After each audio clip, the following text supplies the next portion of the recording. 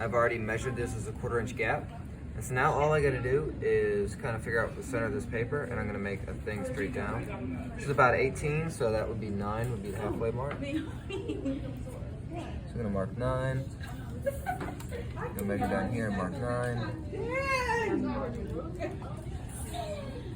Hey guys, if you're hoping to pay attention to the video later by not paying attention now, it's probably gonna be problematic because you're not gonna be able to hear anything because you're talking while we're recording the video. All right, so this is 90 degrees. And so basically I'm doing a center line. This is what's called T-bar registration. So I have this line going down the middle and I have this gap for my paper. So what's gonna happen is I have a center mark on the back of this plate. You can see right here. I'm gonna line up that center mark later when I go to print it on the center mark. And I'm also gonna line up my center mark on my paper to the center mark on this paper. So when I go to print it, that's gonna give me my borders exactly perfectly in the center and my border all the way around that I've already decided. Does that make sense? So I've actually figured out my spacing and everything mathematically first. So the first thing you wanna do is you wanna put the center mark on your paper and you wanna put your initials because there's gonna be a lot of people soaking paper, right? And so we're not gonna know your paper from your paper from your paper. And you might guys have different marks in different places. And you don't want to mess with other people's stuff. You want to have your stuff that you measure correctly. So I'm just going to put my initials on here. Just going to put a Mr. Runner, right? Mr. R. Boom.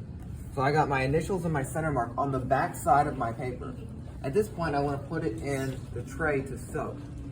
It takes like at least an hour or two. You should have this thing soaking before you print it. So that's the first thing you should do. On the day that you're ready to print, the first thing you should do is get your paper ready, put it in there. That way when you start to get the materials out, you get your ink and you wipe your plates. By the time you've done all that, you're ready to print, and then basically you'll finish printing and class will be done. So I want to show you how to slide this in here. So come on this way. So when you slide this in, you want to slide it in underneath. So there might be some other sheets already in here. Hey, look, there is one. You want to slide it in here. You want to slide it in a way the paper goes underneath the other sheets of paper. Because if you just throw it in there, it's going to have air bubbles under it. It's not going to be soaking, right? And if you put them in stacks, there's going to be air in between. And top and bottom will be soaking, but the middle won't. So one sheet at a time needs to be slid in such a way that it goes under each successive sheet. Does that make sense?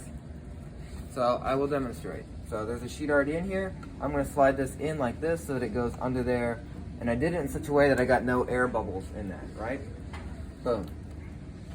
This is the one that's already been soaking. This is the new one that I just put underneath. Okay. So this one's ready to go. I just need to wipe my plates because I don't want to take this out because it's going to start to dry only when I'm ready to print. So I'm going to wipe my plates first, and then I'm going to take out and blot this paper.